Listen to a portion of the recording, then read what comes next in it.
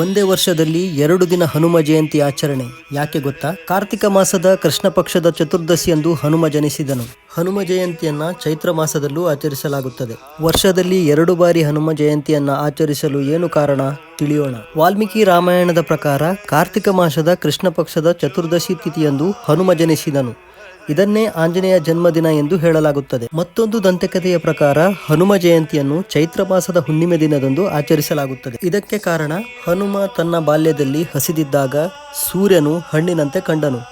ಅವನು ಸೂರ್ಯನನ್ನು ತಿನ್ನಲು ಓಡಿದನು. ಸೂರ್ಯನ ಒಳಗೆ ಹೋಗಿ ನುಂಗಲು ಪ್ರಯತ್ನಿಸಿದನು. ಆಗ ಈ ಭೂಮಂಡಲ ಕತ್ತಲೆಯಲ್ಲಿ ಆವರಿಸಿತು. ಇಂದ್ರನಿಗೆ ಈ ವಿಷಯ ತಿಳಿದಾಗ ಯಾವುದೇ ಕಾರಣಕ್ಕೂ ಹನುಮಂತ ಸೂರ್ಯನನ್ನು ನುಂಗಲು ಬಿಡಬಾರದೆಂದು ಹನುಮಂತನಿಗೆ ಬಲವಾಗಿ ಹೊಡೆಯುತ್ತಾನೆ. ಆಗ ಹನುಮಂತ ಕೆಳಗೆ ಬೀಳುತ್ತಾನೆ. ಹನುಮಂತನ ತಂದೆ ವಾಯುದೇವನಿಗೆ ಈ ವಿಷಯ ತಿಳಿಯುತ್ತದೆ. ಆ ಕೋಪದಲ್ಲಿ ಅವನು ಬ್ರಹ್ಮಾಂಡದಲ್ಲಿ ಗಾಳಿಯನ್ನು ನಿಲ್ಲಿಸುತ್ತಾನೆ. ಭೂಮಿಯ ಮೇಲೆ ಗಾಳಿ ಇಲ್ಲದ ಕಾರಣ ಯಾರೂ ಬದುಕಲು ಸಾಧ್ಯವಾಗಲಿಲ್ಲ. ಆಗ ಬ್ರಹ್ಮದೇವನು ತನ್ನ ಕೋಪವನ್ನು ತಣಿಸಿಕೊಳ್ಳುತ್ತಾನೆ. ಹನುಮಂತನಿಗೆ ಜೀವವನ್ನು ಕೊಡುತ್ತಾನೆ. ಚೈತ್ರ ಮಾಸದ ಹುಣ್ಣಿಮೆ ದಿನದಂದು ಹನುಮಂತನಿಗೆ ಹೊಸ ಜೀವನ ಸಿಕ್ಕಿತು. ಅದಕ್ಕಾಗಿಯೇ ಪ್ರತಿ ವರ್ಷ ಚೈತ್ರ ಮಾಸದ ಶುಕ್ಲ ಪಕ್ಷದ ಹುಣ್ಣಿಮೆ ದಿನದಂದು ಹನುಮ ಜಯಂತಿಯನ್ನು ಆಚರಿಸಲಾಗುತ್ತದೆ.